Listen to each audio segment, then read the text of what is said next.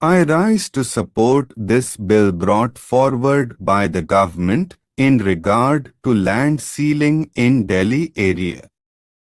Sir, as has been said by my colleagues from both sides of the house, and the ceiling is one aspect of land management in the agricultural economy of this country. While supporting the bill, I would like to draw the attention of the Hobieli minister, who himself is a knowledgeable person and who knows more about land management, to two important points which occur to me. One point is that land should be productive in the real sense, so that they may be able to take not only one crop but two crops as well. They will be in a position then to generate more surplus for the consumers. In this connection, the latest reports of the National Sample Survey, the RBI and Agricultural Census published by his ministry are very bright. I do not want to go into the details because so many Hobieli members have said about this and the Hobieli minister is also aware of this. By and large, what comes out is that a very large number of people are holding small acreages and therefore, it has to be seen whether these large numbers of people will be able to manage this and what efforts will have to be put in by the government and the banking system in that regard.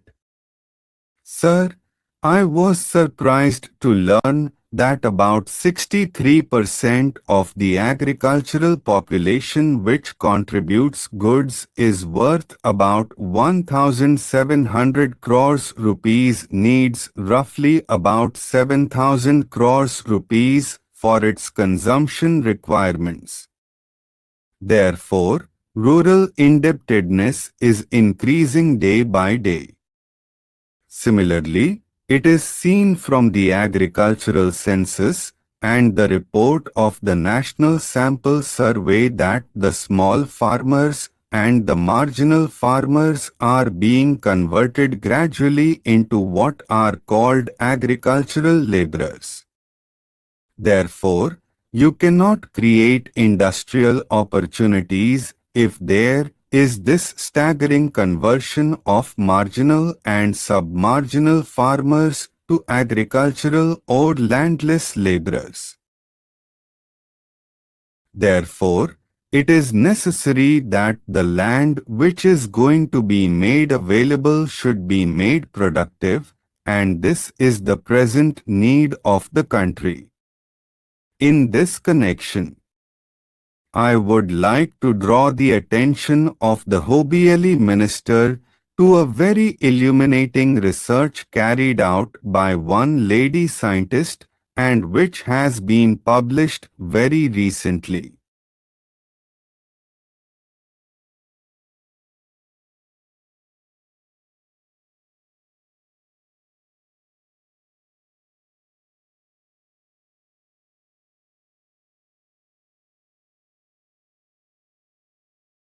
It is seen from there that the marketable surplus of the marginal farmers is directly linked to the rates to be given for their products.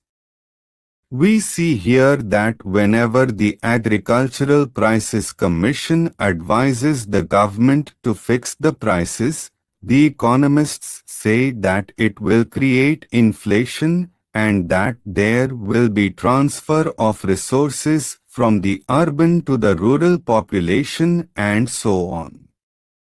I do not know what it actually means. But the difficulty is that they are not giving proper prices to the farmers for their products.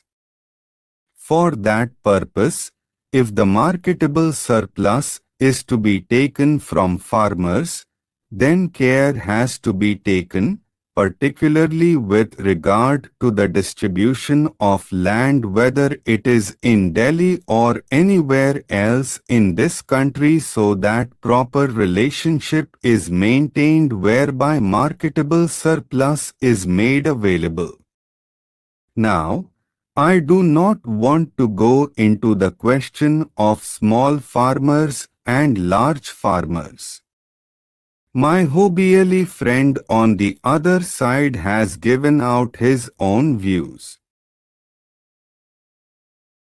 But very recently we have seen some Russian experts expressing the opinion that small farms are not productive to the extent desired and that they require a different type of services to see that the small farms are productive in our country. But in Japan we see that the small farms are productive. Somebody talked about tractor prices. We see that the prices of fertilizers, oil and so many other inputs have increased to such an extent that to the farmer who is going to get such land out of this surplus land to cultivate it and make it an economic and viable unit requires some efforts for giving him incentive prices. In this connection, I want to refer to other agencies, small farmers and medium farmer societies.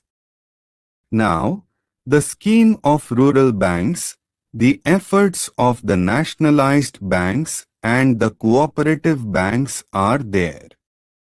With all these, still the problem is so much that mere distribution of land will not be the solution for keeping rural indebtedness under control.